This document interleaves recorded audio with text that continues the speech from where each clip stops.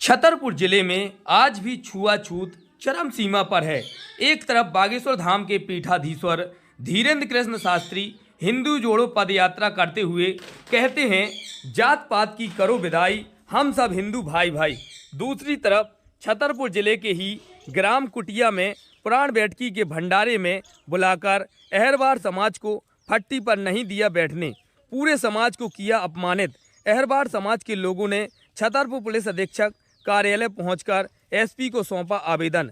छतरपुर जिले के बमीठा थाना क्षेत्र अंतर्गत ग्राम कुटिया के रहने वाले हरिराम अहरवार, लल्लू अहरवार, झलुआ अहरवार ने जानकारी देते हुए बताया कि विगत दिनांक 28/8/2025 को पुराण बैठकी होनी थी, जिसके आयोजक बहादुर सिंह तने शंकर सिंह, बाबू यादव तने मतोला यादव थे, जिन्होंने हमारे समाज से चंदा लिया था। हम लोगों ने भी शर्त रखी थी कि हम लोगों को फट्टी पर बिठाकर खाना खिलाना होगा। उन लोगों ने हमारी शर्त मानकर कहा था कि हम आप लोगों को ससम्मान फट्टी पर बिठाकर खाना खिलाएंगे, और हम सभी लोगों ने पुराण बैठकी में चंदा दिया था। परंतु पुराण बैठकी के समापन 2/9/2025 दिन मंगलवार भंडारे का दिन आया तो हम सभी लोग भंडारे में शामिल होने के लिए पहुंचे। तब बहादुर सिंह और मतोला यादव ने हमारे फट्टी पर बैठने पर आपत्ति जताई और हम लोगों को गंदी गंदी गालियां देते हुए हमारे पूरे समाज को अपमानित किया। इसके बाद हम सभी लोगों ने 3/9/2025 को बमीठा थाने में शिकायती आवेदन दिया, परंतु आज दिनांक तक कोई कार्रवाई नहीं हुई। उल्टा हम लोगों के खिलाफ ही हमारे समाज के कुछ लोगों को फट्टी पर बिठाकर फोटो लेकर षड्यंत्र किया जा रहा है। आज हम सभी लोगों ने छतरपुर एसपी को आवेदन दिया है। एसपी साहब ने भी हमें कार्रवाई का आश्वासन दिया है। अगर कार्रवाई नहीं होती है और हमें ऐसे ही सताया जाता रहेगा तो हम लोगों को मजबूरन अपना धर्म त्याग करना होगा। हम लोग ऐसे धर्म का क्या करें जिसमें हमें बराबर में बैठने तक का अधिकार नहीं है। देखिए पूरी खबर। नाम है आपका? हरिराम अहरवार। कहाँ के रहने वाले हो? कुटिया के। आज कहाँ आए हैं? आज एसपी साहब के पास आए। किस समस्या को लेकर आए?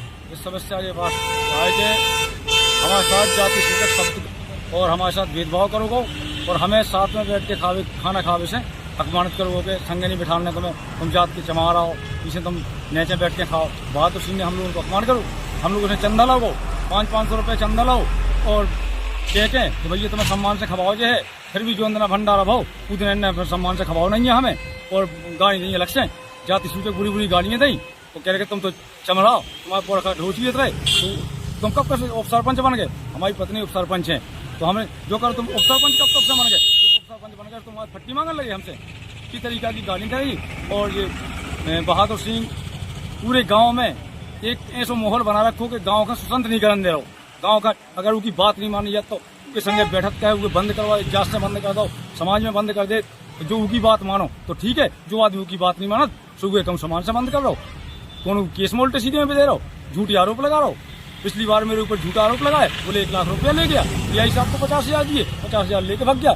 एक लड़का खत्म हो गया था, उसका भी आरोप लगाया था कि इसने 300 तो किया है।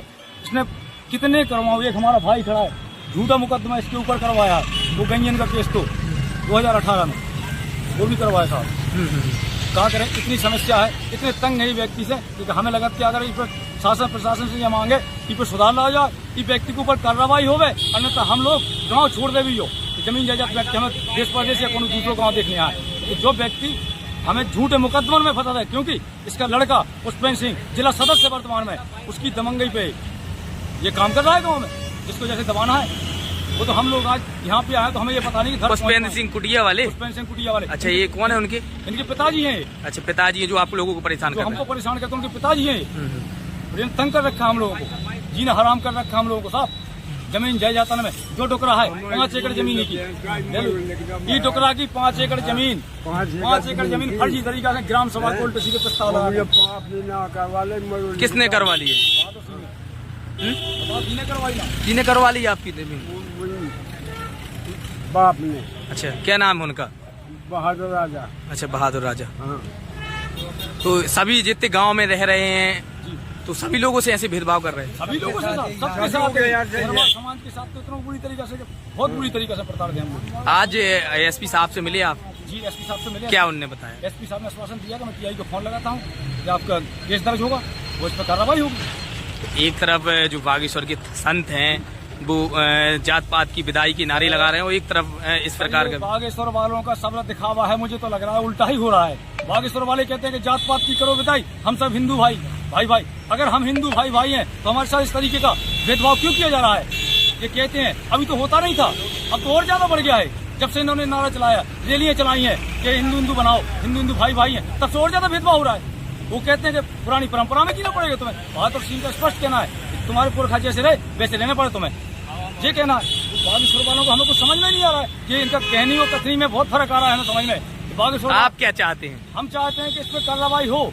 और एक मैं और कहता हूँ आपके, क्या एक ही व्यक्ति आपको परेशान कर रहा है या सभी लोग? एक ही व्यक्ति है पूरे गांव में, मेन व्यक्ति यही है। बाकी ये व्यक्ति 50 साल से मुखिया रहा है, और अगर इसकी बात नहीं मानते हैं उसको बंद करिएगा। अच्छा, एक व्यक्ति सब लोगों को परेशान कर हम लोगों ने इतनी आवेदन दिए थाने में, इसकी वजह से इसने नाई को बंद कर दिया। नाई हमारे घर पे आता था बाल बनाने के लिए, उसको रोक लगा दी कि नाई इन लोगों के बाल नहीं बनाएगा। ऐसे तक ये कर रहा है। अभी एक और अफवाह बना दी कि 9 दुर्गाओं में इनके यहाँ भजन करने नहीं आएंगे, चमारों के यहाँ कोई समाज का आदमी इनके दरवाजे पर नहीं जाएगा। इतना पौआ कस रखा है इस व्यक्ति ने, तंग कर रखा है हम लोगों को।